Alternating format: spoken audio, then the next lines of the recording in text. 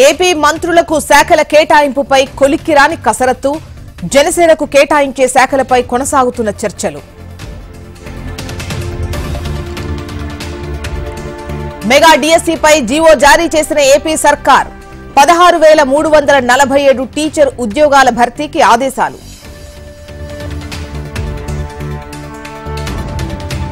ఆంధ్రప్రదేశ్లో పెన్షన్దారులపై వరాల జల్లు, ఎన్నికల మేనిఫెస్టోలో ఇచ్చిన హామీలపై సీఎం దృష్టి.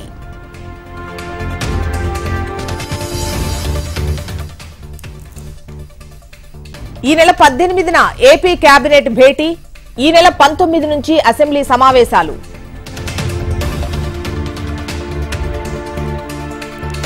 ఈ నెల 18 నుంచి బడ్జెట్ సన్నాహక సమావేశాలు, మంత్రులు, కార్యదర్శులు, హెచ్ఓడీలతో భేటీ కానున్న మంత్రి భట్టి.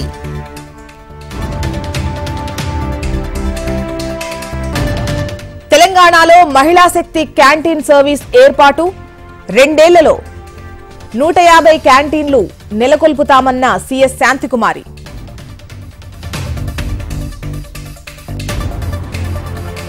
ఇటలీలో ప్రధాని మోడీ పర్యటన, అమెరికా అధ్యక్షుడు బైడెన్తో మోడీ భేటీ అయ్యే ఛాన్స్.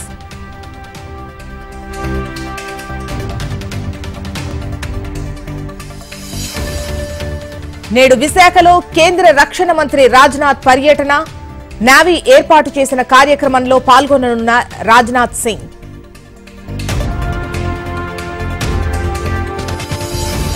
హైదరాబాద్ సీసీఎస్ లో ఏసీబీ సోదాలు, లంచం తీసుకుంటూ ఏసీబీకి చిక్కిన సీఐ.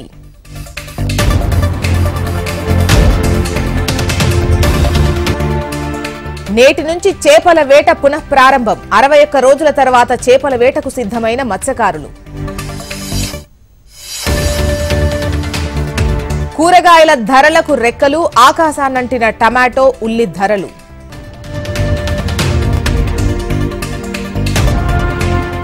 వనం బాట పట్టిన మహబూబాబాద్ జిల్లా నడివాడ గ్రామస్తులు, గ్రామంలో వరుస మరణాలు, రోడ్డు ప్రమాదాలతో వనం బాట.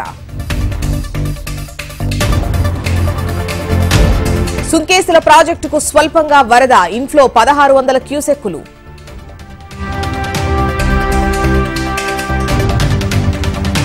తెలంగాణలో పూర్తిగా విస్తరించిన రుతుపవనాలు, వికారాబాద్, కరీంనగర్, సిరిసిల్లలో భారీ వర్షాలు.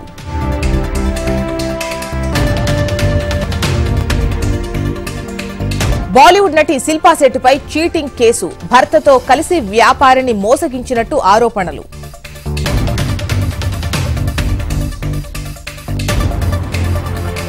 జాతీయ భద్రతా సలహాదారుగా అజిత్ దోవల్ నియామకం, వరుసగా 3వసారి అజిత్ దోవల్ కు అవకాశం.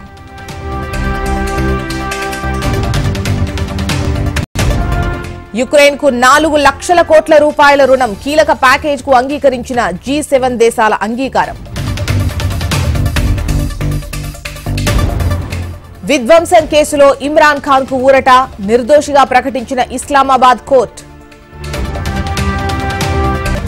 T20 వరల్డ్ కప్ లో ఇవాళ అమెరికా వర్సెస్ ఐర్లాండ్, ఫ్లోరిడా వేదికగా రాత్రి 8 గంటలకు మ్యాచ్. తిరుమలలో కొనసాగుతున్న భక్తుల రద్దీ, శ్రీవారి సర్వదర్శనానికి 20 గంటల సమయం.